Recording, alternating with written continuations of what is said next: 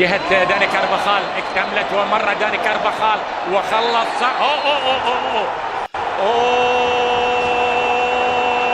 ضربة جزاء للريال، ضربة جزاء للريال. سرعة بديهة عند هذا اللاعب بصراحة، يعني عملية المرور شيء جميل اعملها داني كارفاخال.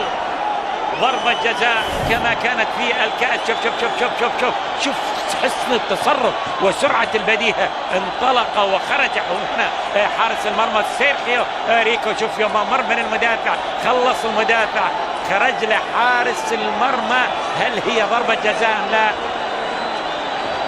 هذا هو السؤال المطروح. كابتن جمال الشريف ما ادري والله، ما ادري، لكن حكم المباراة احتسبها مع تحفظي. حكم المباراة احتسب ضربة الجزاء للريال. كريستيانو في هذا المرمى الايسر سجل سيرخيو راموس هدف من ضربة جزاء في الكاس المباراة الثانية. هنا في الدوري قد يأتي الهدف الأول. بدأت تصير عاد الحين، بدأت تصير احتكاكات، ممكن الأمور تتطور. مباراة كما ذكرت من البداية قابلة لكل الاحتمالات. حكم المباراة خلاص احتسب ضربة الجزاء. كريستيانو رونالدو، شوف كريستيانو رمى الكرة على لاعب، لأن كريستيانو كان مثبت الكرة. جاء لاعب ومدافع فريق اشبيلية شل الكرة، قام كريستيانو لعب الكرة بهذا الشكل في جسم لاعب فريق اشبيلية. ممكن الأمور تتطور، أتمنى ألا يحدث ذلك. لكن كريستيانو رونالدو هل يأتي بالهدف رقم 21 في مباراة رقم 13 ويأتي بالهدف السابع هنا في ملعب سانشيز بيجوان. كريستيانو جول، جول للريال بالتخصص من كريستيانو. كريستيانو يسجل الهدف الأول، يحلي المباراة، يجعل الدقائق 24 القادمة في غاية الإثارة، في غاية، لأن هذه الجماهير الحقيقة لا تستحمل خسارة أخرى من الريال.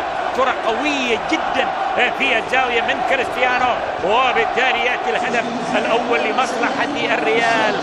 المباراة راح تولع والمدرجات أعتقد راح تولع، وننتظر مثلا من سيرخيو راموس، وننتظر ربما قرارات من حكم المباراة. كل شيء جائز أن يحدث، لكن ها هو كريستيانو يحتفل بطريقته الاعتيادية بتسجيله للهدف الأول. كريستيانو اليوم يصل إلى الهدف رقم 249 ويواصل طبعا ضرب رقم راؤول. إذا الضربة الحرة المباشرة لمصلحة أشبيلية. الوقت يمضي، الفريق الأندلسي بهدلة ورا بهدلة. من ينقذ فريق أشبيلية من الريال؟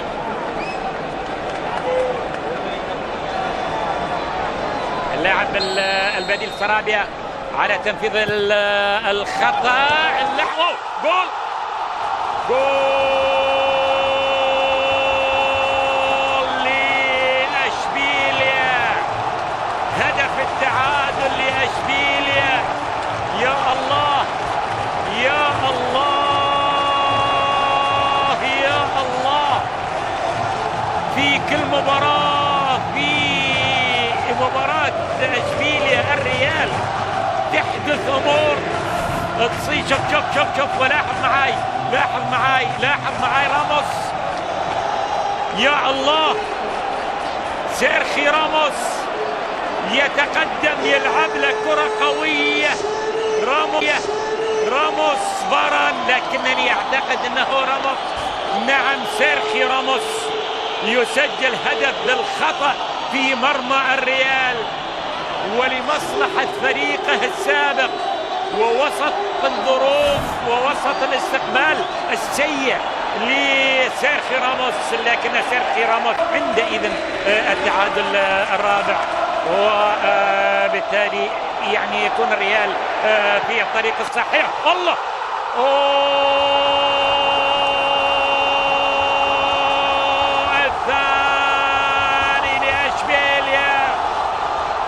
اشبيليا يسجل الهدف الثاني في الوقت القاتل، الوقت بدل الضائع.